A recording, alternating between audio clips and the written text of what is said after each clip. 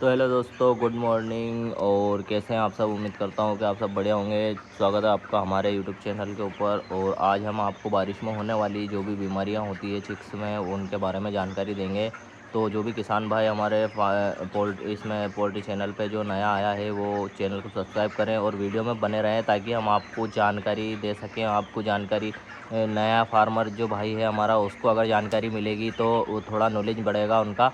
तो बारिश में जैसे क्या दिक्कत आती है बच्चे के अंदर, तो उसका आपको ध्यान रखना जो है, उस जानकारी के माध्यम से थोड़ा आपको नॉलेज मिल जाएगा। तो आप उस चीज़ का ख्याल रख सकते हो और बीमारी आने से बचा सकते हो अपने चिक्स को।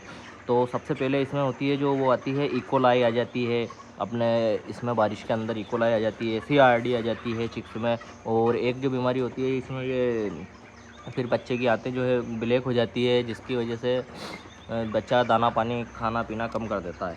तो इन चीज़ों का आपको हम वीडियो के माध्यम से बताएंगे। अब ये बीमारियां आनी नहीं चाहिए। अब हमारा तो क्या है, जैसे अपन लोगों का, जैसे बहुत सारे लोगों का जो है कॉन्ट्रैक्ट फार्मिंग होता है। तो कॉन्ट्रैक्ट फार्मिंग में क्या होता है कि अपन चाहते हैं कि अपना FRC ना बढ़े। अगर FCR, अगर हाँ FCR अगर अपना ना बढ़े, अगर FCR बढ़ेगा तो अपन को पैसा बिल्कुल नहीं बनेगा।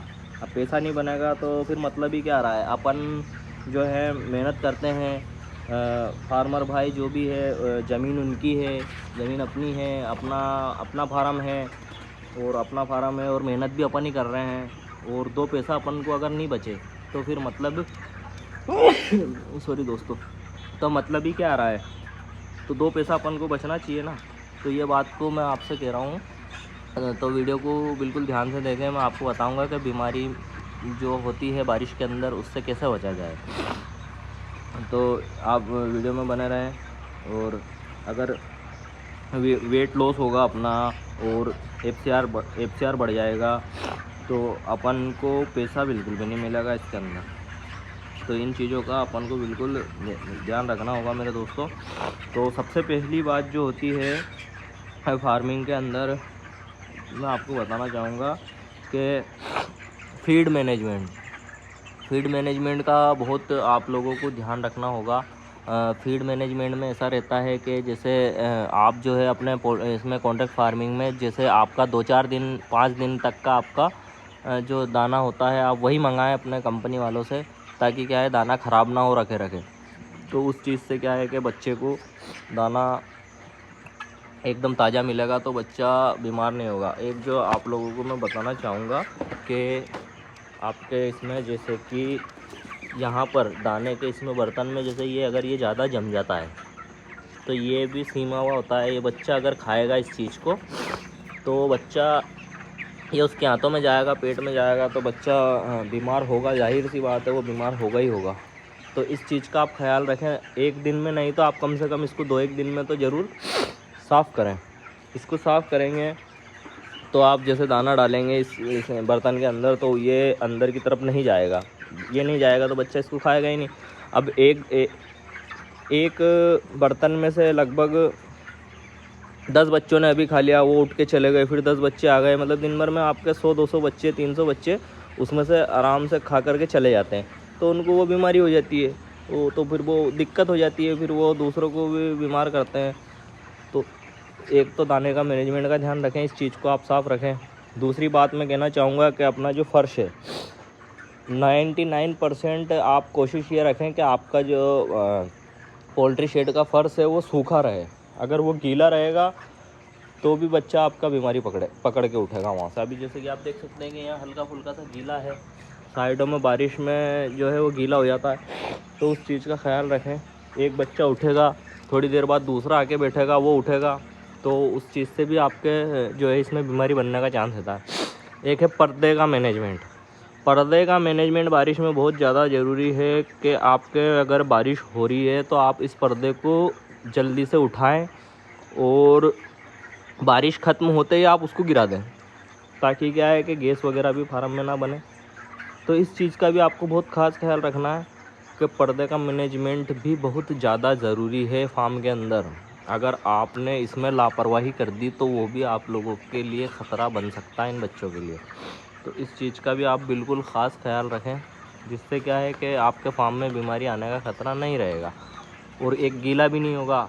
सीम तो देखो हल्की फुल्की तो आती है, पर ज़्यादातर आप ध्यान रखें कि सीम ना आए। एक बात यह है दोस्तों कि पोल्ट्री में जो अपने टीन जो लगी हुई है, ये छत लगी हुई है, इस पर नट जो लगे हुए हैं, नट में ध्यान रखें आपके नट के ज़रिए पानी बर्तनों में तो नहीं आ रहा है कहीं। अगर नट के ज़रिए पानी बर्तन में आएगा तो आपका दाना गीला होगा, जाहिर सी बात है। और दाना गीला होगा तो बच्चा दाना खाएगा। बच्चा कम से कम एक इसमें से 100-150 बच्चा दिन भर में 200 बच्चा दाना खा करके हट जाता है। अब वो बच्चा दाना खा करके हटेगा तो जाहिर सी बात है वो उसके पेट में बीमारी बनेगी, उसकी आंतों में कालापन आ जाएगा, वो फिर वो बीट करेगा तो वो पतली बीट करेगा और लाल बीट करेगा। तो उस चीज़ के लिए फिर अपन दवाई लगाएंगे, तो उन बच्चों को दवाई लगाने के लिए अपन साथ में सभी को दवाई लगानी पड़ेगी। तो आप इस चीज़ का भी ध्यान रखें कि कहीं आपके छत की नटों में तो पानी नहीं आ रहा है जिससे कि आपका दाना भीग रहा है। तो इस चीज़ का भी आप लोग बहुत ख्याल रखें। भले आपका जो है FCR बढ़ जाए, पर बच्चों में बीमारी नहीं करना है। थोड़ा बहुत FCR बढ़ भी जाए तो बच्चों में बीमारी नहीं करना है कि अपन हर कोई सी दवा सबको कम, जिसको नहीं हो रही है उसको भी फिर दवाई लगानी पड़ जाए। तो FCR के चक्कर में बच्चा भले ही क्या है कि भीगा दाना खिला दोगे तो पूरा लोड आपका बिगड़ जाएगा। इसलिए आपको क्या है कि नट वगैरह का इसका बहुत ख़ास ख्याल रखना है। तो वो भीगा हुआ दाना बच्चों को नहीं खिलाना है, अगर हो गया तो उसको वहाँ से हटा दो, दूसरा दाना लगा दो आप, और नट वगैरह है जो भी है उसमें उसको आप सही कर दें। क्योंकि